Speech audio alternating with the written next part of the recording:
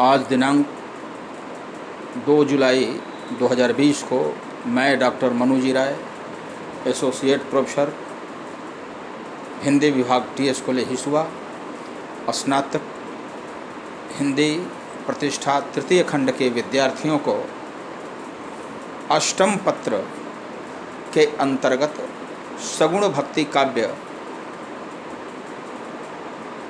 से संबद्ध तुलसीदास रचित कवितावली के अयोध्या कांड की कवित्वों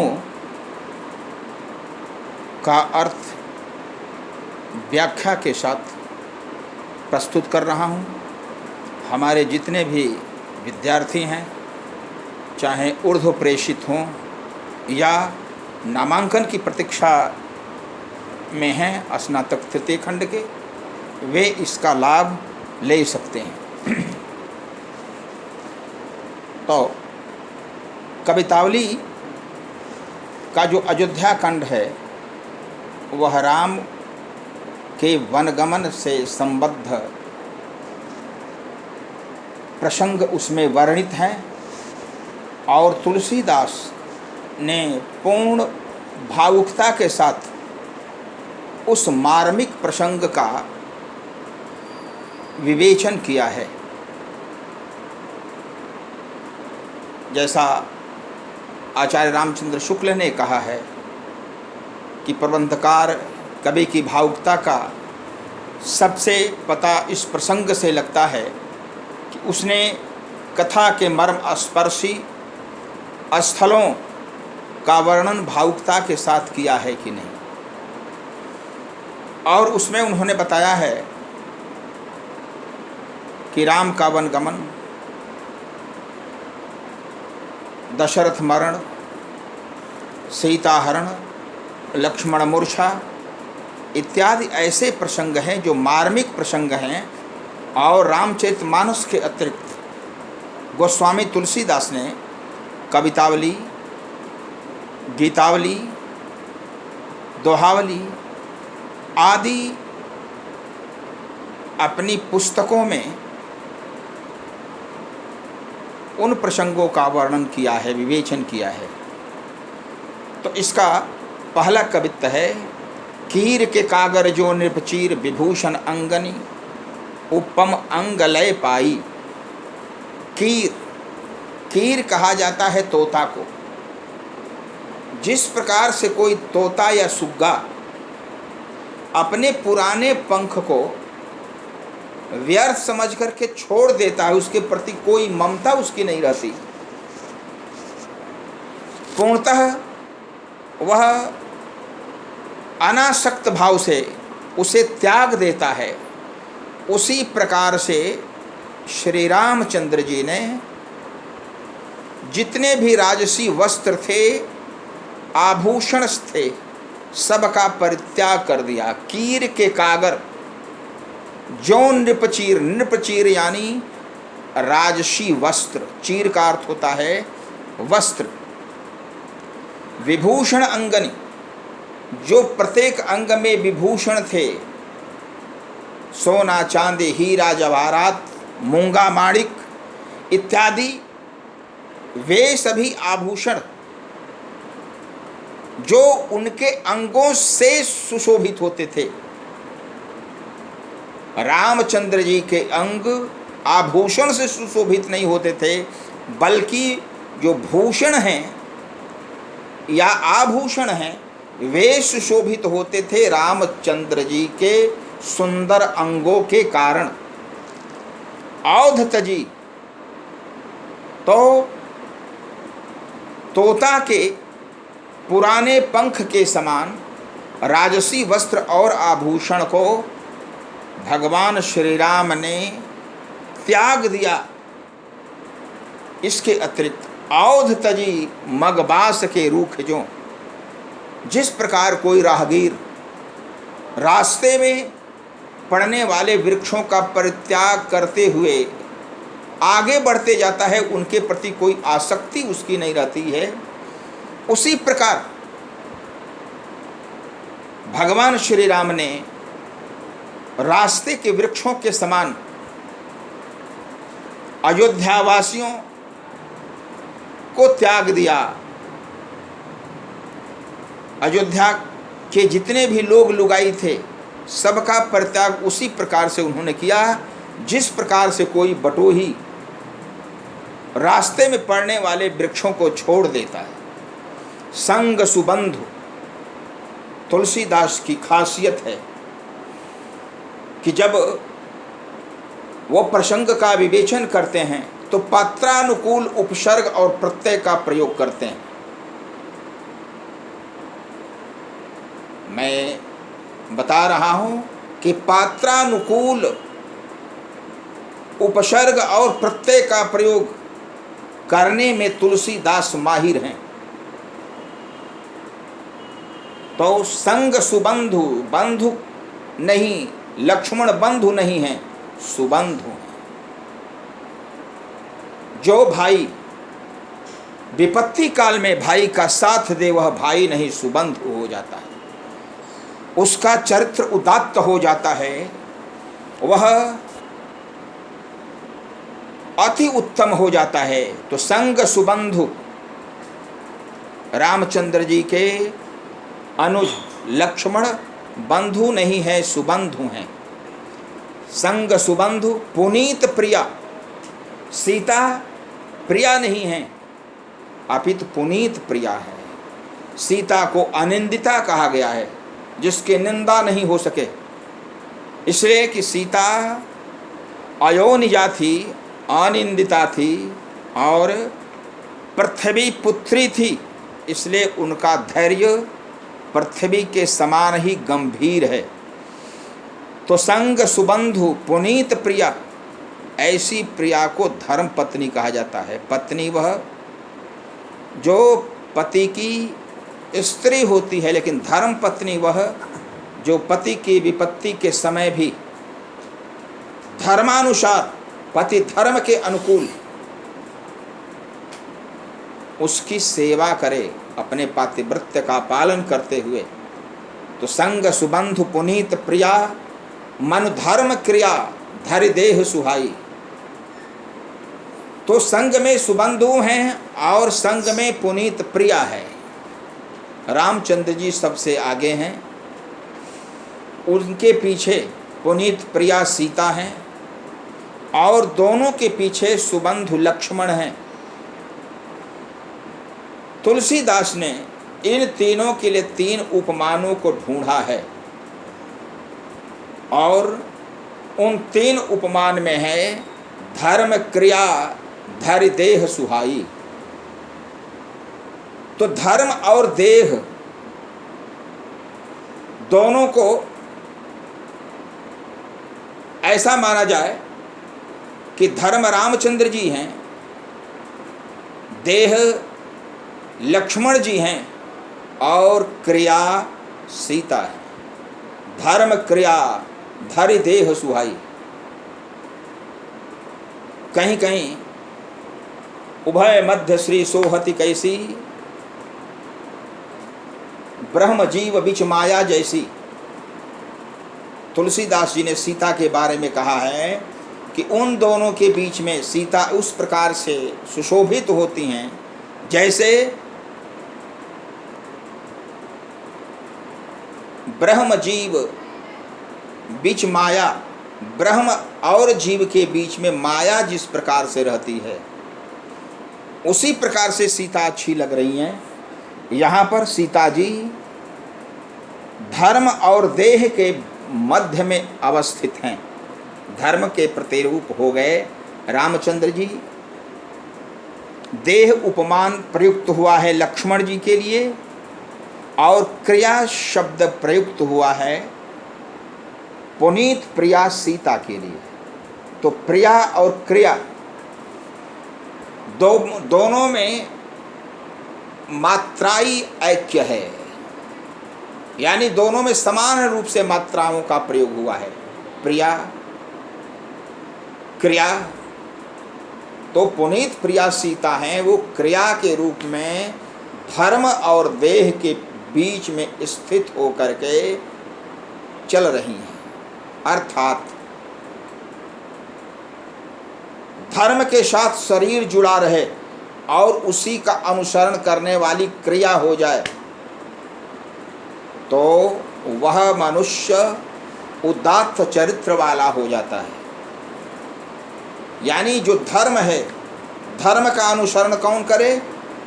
शरीर अनुसरण करे और उसकी क्रिया भी अनुसरण करे तो वह चरित्र उत्तम हो जाता है।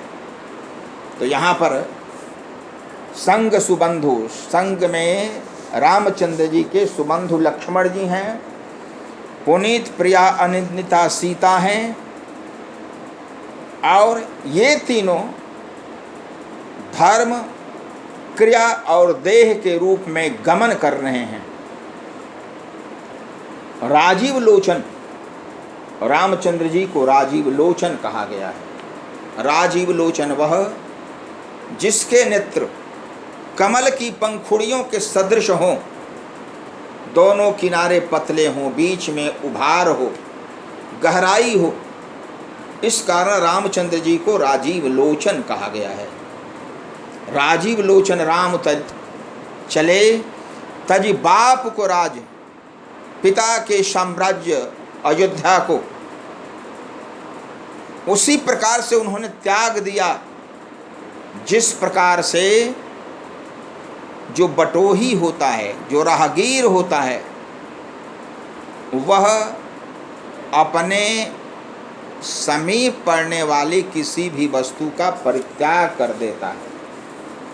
बाप को राज बटाऊ की नाई। राहगीर जब चलता है तो अपने घर और दरवाजे को लेकर नहीं चलता, अपने शरीर को लेकर के चलता।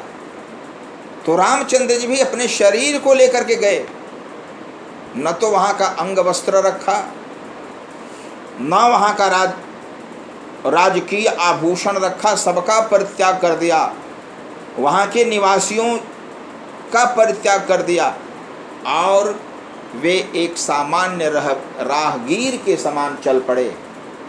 राजीव लोचन राम चले तजी राज को, तजी बाप को राज, पिता के साम्राज्य को छोड़ करके चले एक सामान्य बटोही के समान। इसलिए क्योंकि कैकेयी ने कहा था कि तापस वेश विशेष उदासी 14 वर्ष राम वनवासी। राम 14 वर्षों तक वनवासी रहेंगे, तपस्वी के वेश में, विशेष उदासीन रूप में। इसलिए उस प्रतिज्ञा का पालन करते हुए रामचंद्र जी ने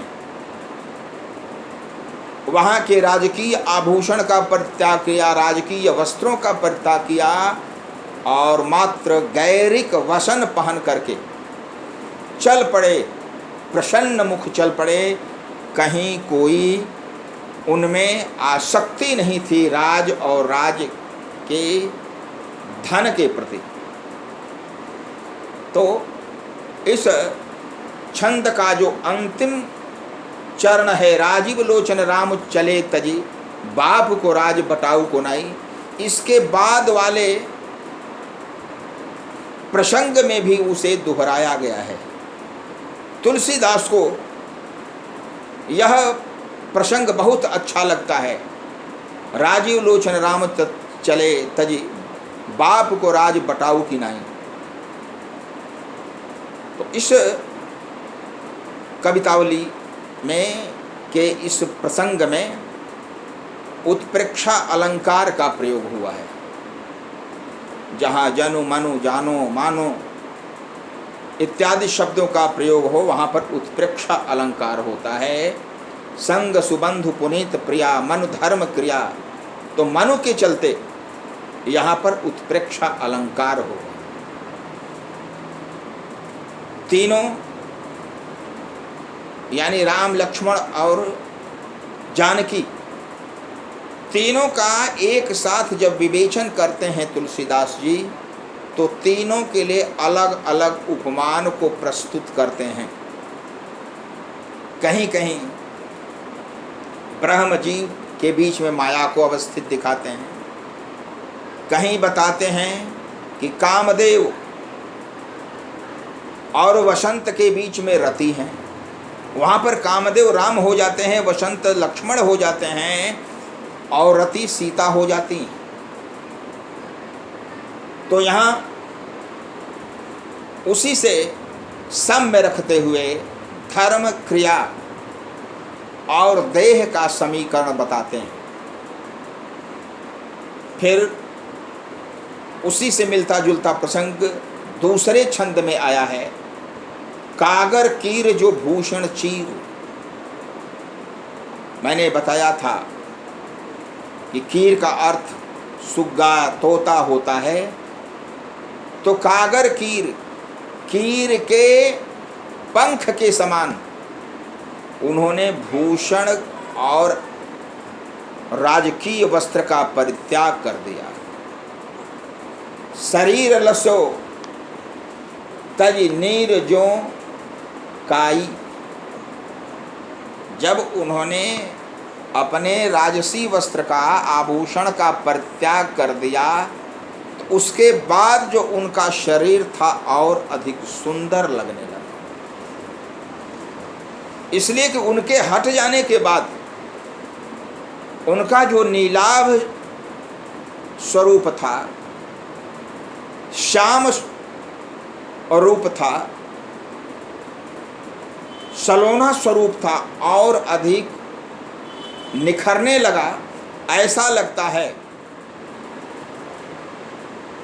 शरीर लस्यो तज नीर जो काई। जिस प्रकार से जल अधिक स्वच्छ तब होता है जब उसके ऊपर रहने वाली काई दूर हो जाती है। तो यहाँ पर काई क्या है? तो राम के शरीर पर सुशोभित होने वाली वस्त्र और आभूषण की राशि ही काई है। और जब उन्होंने राजकीय वस्त्र और आभूषण का परित्याग कर दिया, इसलिए कि राजकीय आभूषण और वस्त्र राम के शारीरिक सौंदर्य से कभी मेल नहीं खाते थे। राम का शारीरिक सौंदर्य उनकी अपेक्षा और अधिक सुंदर था। इस कारण जब वे हटा दिए जाते हैं तो और अधिक उनके शरीर का रंग निखरने लगता है, बहुत सुंदर लगता है। तो शरीर लसो तज नीर जो काई। वह नीर जो काई से गंदा हो गया था, मटमैला लगता था, अब काई दूर हो गई, आभूषण और राजसी वस्त्र दूर हो गए, इसलिए सुंदर लगने लगा। मातु पिता प्रिय लोग सबय सन्मान शुभाय स्नेह सगाई। माता पिता प्रिय जितने भी उनके थे, सबका उन्होंने सम्मान किया, सबका आदर किया। शुभाय स्नेह सगाई, अच्छे भाव से मिले, स्नेह से मिले, प्रेम से मिले। जाते समय उनके चेहरे में कहीं भी दुख के लक्षण नहीं दिखाए। जैसे रामचरितमानस के अयोध्या कांड के मंगलाचरण में तुलसीदास ने प्रयुक्त किया है